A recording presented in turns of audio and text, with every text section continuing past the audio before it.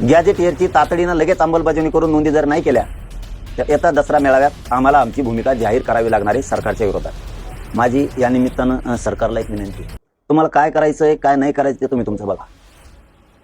17 सप्टेंबरला मराठवाडा मुक्तीसंग्राम दिन,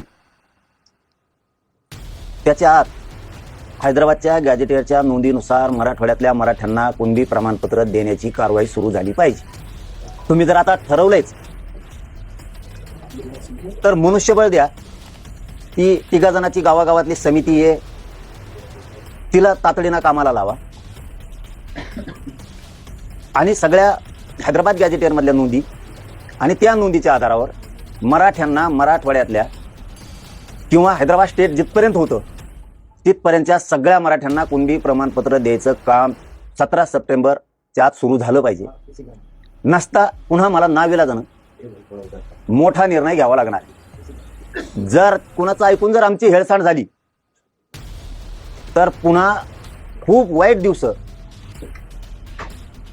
तुमच्या चुकीमुळे आले नाही पाहिजे याची काळजी सरकारनं घ्या ही तुम्हाला मी विनंती करतो। मला 100% खात्री आहे, विखे साहेब असतील, उपमुख्यमंत्री शिंदे साहेब असतील आणि फडणवीस साहेब असतील, आता मराठ्यांचा अपमान करणार नाहीत आणि हैदराबादच्या गॅजेटियरच्या नोंदीच्या आधारे मराठ्यांना कुणबी प्रमाणपत्र देतील ही 100% मला खात्री आहे आणि ते खरं ठरणार।